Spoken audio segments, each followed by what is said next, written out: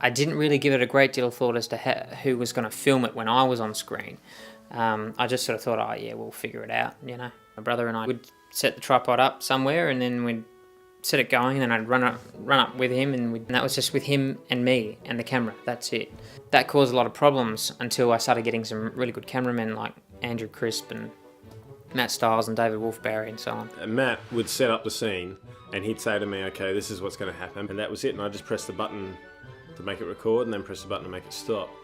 And it was halfway through a couple of takes. I sort of didn't really like what the camera was doing. I thought I'd bumped it, so I adjusted it. When he was looking back over the rushes, he went, oh, hey, what made you change that? And I said, oh, you know, it just didn't look right, so I changed it. Turned out he had a really good natural eye for framing shots, and I was pretty fussy with how I wanted shots framed and so on. If I wanted to change it or whatever, he'd let me. And we got to the point where we could really trust what the other person was doing. Which was a really good find, because I needed someone to man the camera when I was, you know, acting. But yeah, I would just throw things at him and say, look, what about this? Would this be better? And he was eager to lap up anything that someone would throw at him. Because, yeah, it must be really hard when you're trying to create this vision, but you're missing a vital part, and that's seeing what you're looking like. I remember we were shooting Matthew, we were shooting Darren's perspective. And, you know, Darren's yelling at him, yelling in his face, and they're having the big argument, and Matthew's there mouthing the words. You're telling me that you're going to throw it all away for some farm in the middle of Throw nowhere? away what? A damn rabbit farm, is that it? Yo, at least it's a place to start. We never really stopped him. Sort of pointed it out a few times, but that had to be edited around a bit.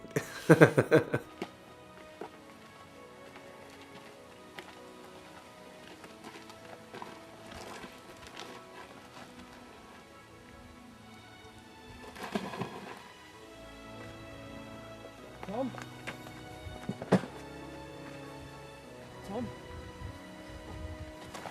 It was really good. Yeah?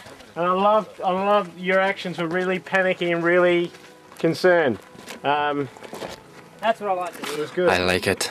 If your piece was up first, you'd do your piece, and then you'd go and swap roles, and you'd hold a reflector board, or you would dress some other part of the set, or it was an all hands on, you know. There was no sort of, I'm an actor, I'm going to go and sit in my trailer, because there wasn't a trailer to sit in. So actors became crew, became grips, became whatever was necessary. We would literally just operate from out the back of a car. We would just load our stuff up, load our costumes, load our equipment, and then we would just drive out to the country. You know, parking, standing behind a car, quickly stripping off, working out which costume to wear, and then, you know, doing your makeup in this tiny little compact, and it made it more of an adventure. It was just weekend after weekend after weekend of just driving out to the countryside, gear in the back, pack lunches, grab lunch at the deli. There was no catering or anything. It was really, really raw. We had the bare essentials. It was just home movie stuff, really. That's really all it was. But using just the home movie equipment, I just tried to make it within the frame. What I was shooting, I just tried to make that look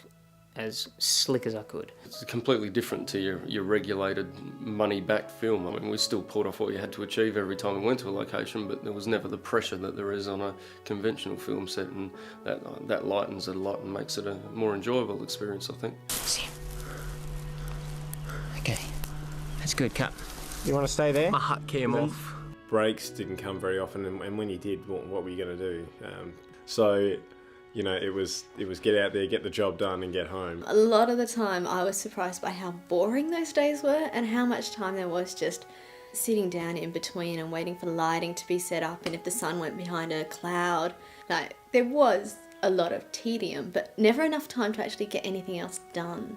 Sometimes, especially in the summer, I found it tough to keep going. Matt he pushed us, but he made sure he did everything else as well to keep us going, give us the energy and the drive that we needed to keep going. Sometimes I did find it quite hard. He just works at a pace I can't match.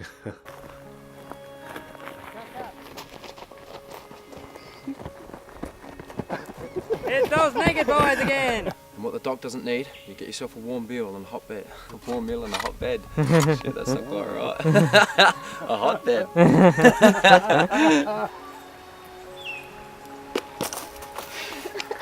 Excellent!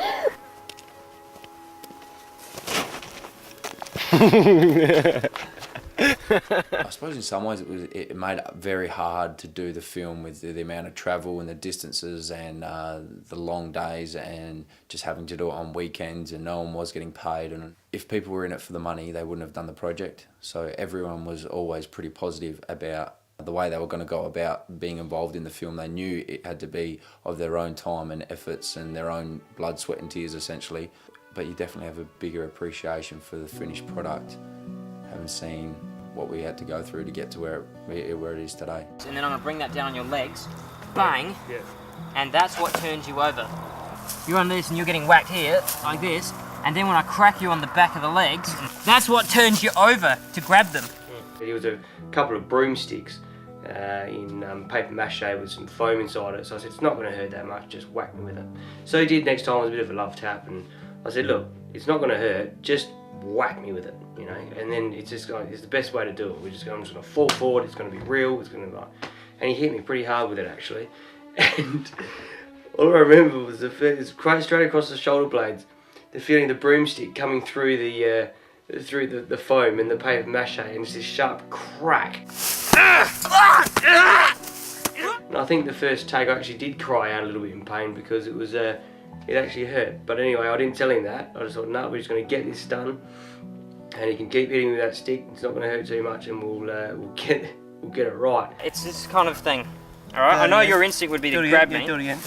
So you can sort of be fighting a little bit, but The other thing was, once we're actually on the ground, he's on top of me, and I've got a bit of chest hair, and he's grabbing me by the shirt, and every time he grabbed me by the shirt and pulled me up, and he's pulling me up and down this, he was ripping out chunks of hair out of my chest, and it was actually, there wasn't much acting involved, I don't think. I think it was all fairly real. It hurt. So. Damn it, Tom. That money was mine too, you know. You're not the only person in the world that's been handed a raw deal. The money's gone, Tom. And you know it as well as I do. By this time, a guy called David Wolfbarry had cottoned onto the project, and he generously started coming along and helping me organise shoot days, and he would be cameraman and assistant director.